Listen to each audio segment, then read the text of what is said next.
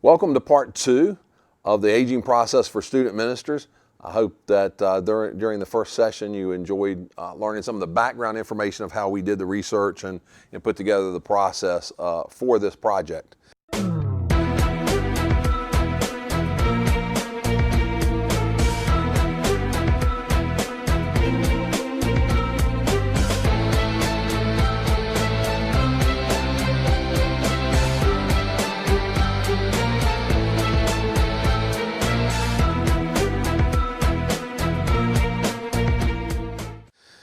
Today we're going to be looking at the adult life development stages, and today we'll look at the 20-somethings, and then each session will take the 10-year bracket next as we work our way through.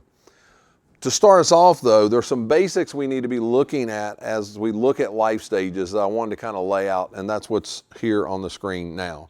First is you cannot pinpoint stages of adult development on the basis of age alone.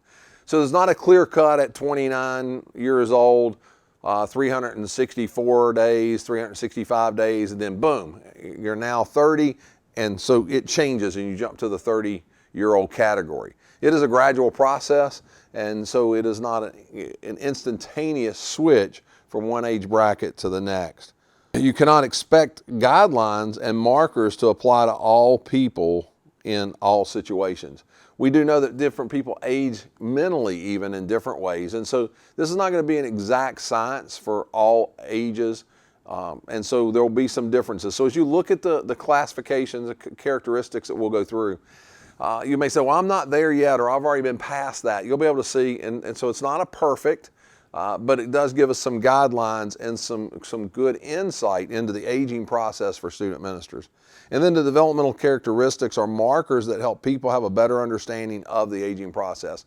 So when developmental psychology studies aging, they're just looking for what are some of the general markers that most will have, and that helps us to understand aging better. And so these basics, these 3 points need to be considered and understood as we move forward. Now we put together this chart. The chart is of the brackets in 10-year increments of the aging process, some from developmental psych, a lot from that developmental psychology research, and some from the actual survey work and looking to see how that all fit in. Out of that then came this chart. This chart can be found at youthdoc.com. You can fill out the form, which will give you access to the doctoral dissertation. In the doctoral dissertation, the PowerPoint is in the appendices, so you can access it there. Also, this chart is there in the appendices, also that you'd be able to have a hard copy of that if that's what you would like to do. We're going to look over the chart as we go, a little section at a time. We're going to start then first with this aspects of the 20-something. The 20 to 29-year-olds have a carefree spirit. They're not safe. They're willing to take risk. So you'll see that there's even a book out that was written in a youth ministry book called Better Safe Than Sued that kind of followed the concept of youth ministers wanting to take or being willing to take risk.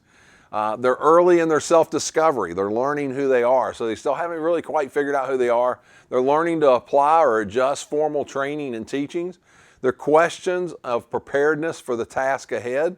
So they're not totally feel prepared for everything that's there. They have a development of marriage and family, so they're still working on that. They're either newly married or getting ready to get married. That has an effect because that's a life change that occurs there. They're working on fitting into the workforce and adopting adult roles. So they still haven't quite moved out of the adolescent role, the late adolescent role, early adulthood, and so they're working on that in this stage of 20 to 29. They have a clear recognition of one's dreams and structure of life. So they're working towards their dreams and what God's planted in their heart and their dreams. And so in those areas, their dreams are they're substantial. They're still reaching for those and still going for those. They have high enthusiasm and minor disappointment. It's hard to get them down because they got such dreams, such high aspirations for life. They expect respect. It's one of those things that this generation just thinks you should respect them, not necessarily what they do. They just think they ought to have respect And so that's one of the things that comes into there. They recovers quickly. So in a downturn, in something that goes wrong, they're quick to snap back from that. They're idealistic. Everything they've learned in school, the process there, they really just feel like that's just going to all work out. Everything should be fine. Everything should be wonderful. They're dogmatic. They have strong beliefs and what they're thinking about, and that everybody else at times should agree with them on that. And a lack of conflict resolution skills. They really haven't had a lot of life skills to be able to deal with life's issues and life's problems. And then their autocratic leadership. They depend on themselves. They trust themselves and they depend on themselves. So those are some of the characteristics of a 20 to 29-year-old. Now, from that, we come up with some statements around what we would call the 20-somethings. I would list this, the 20-somethings, I call this the peer period. So this is the time of life when they'll operate as a youth minister more as a peer with the students that they work with. So here are some of those things. First, they're entering their first staff position as a student minister. So this is usually their very first position. They haven't had one before now as they enter in. It's new to them, and they're full of energy in this process, ready to go, ready to kind of knock out the world for Jesus Christ. They just graduated from college or seminary, so they've got that education behind them. They feel confident because they have that education. They see most things from a black and white scenario. So the gray is still, they've come out of what a friend of mine once called the seminary world, where everything is black and white. This is the way you got to do it. This is the wrong way. This is right. And so they come out a lot with this black and white ideas. They're very idealistic. So they're thinking in terms of everything basically should just work out the way they feel like it should and how they've thought. They do have a desire and want to do some great things for God. Over the years and listening to guys in their younger years, the dreams that they have about what they're going to do to impact the world for Christ. At this stage, many times they're big and they're grandiose in their process and in their thinking. They don't have too much experience though. They've grown up maybe, for a lot of guys, they've grown up in a youth ministry, a good youth ministry, so they kind of have that in the background, but actually leading out, doing youth ministry, being that guy that has control in that youth ministry is one of those things they really don't have much experience in. And they're willing to take risk and they're willing to push boundaries. For them, many times it'll be an us versus them mentality where they're looking at the older adults in the church and thinking, well, you don't even care about teenagers because what I'm doing is the right thing. And then that taking risk and pushing boundaries, they can actually separate themselves from a church leadership if they're not careful, because they have this desire to take risk and push boundaries. People skills are in the infant state. They're still learning how to deal with people, and so at that stage, sometimes that can be a mess up on their part and can cause friction within a church staff or a church body. They also would like the pastor to be more of a mentor than the pastor many times wants to be.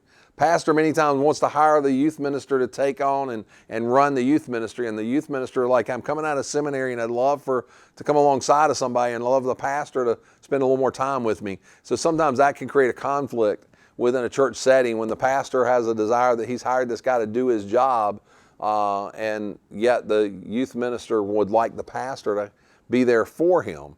Also with the 20-somethings, there's some things we need to contemplate. One is they're going to need more time in managing student ministry than an older student minister would. So if a church is interested in hiring a younger 20-something, somebody needs to help supervise and give some guidelines because of some of these other rough edges and being new. You got to have somebody there, whether that is the pastor, whether that's an associate pastor, whether that's somebody on the personnel committee. But a church, if they're going to commit to a 20-something, they need to commit to somebody coming alongside to help guide them and lead them in the areas of really people skills and church life, total church life skills. And so I would encourage churches to do that, and youth ministers, when you're in that 20-something, look for some people that's going to help you in understanding that. Next, discipleship drive is connected to understanding scripture knowledge and not relational discipleship.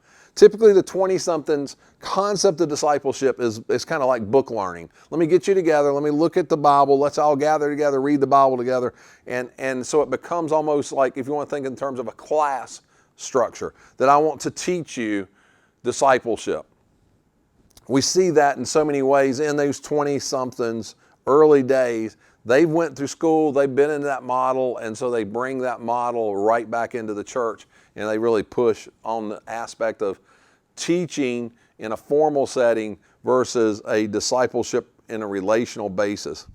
This is the best age bracket to understand the youth culture because they're shortly out of youth culture. So this is the closest that you're going to get to the actual culture of youth. The further away you get from the 20-somethings, the more you move into cross-cultural ministry as youth ministers are reaching across a culture or two or three backwards to be able to do ministry in those cultures. In this world, the reason we call this a peer is because in this, the youth minister at this bracket relates to teens as a friend or as a peer and not as a parent figure. And so they're basically one of them. They come alongside them. There's a tendency to take the teen sides, even in a parent-teen friction, because you find yourself relating and connecting to them more as a teen than you do as a parent.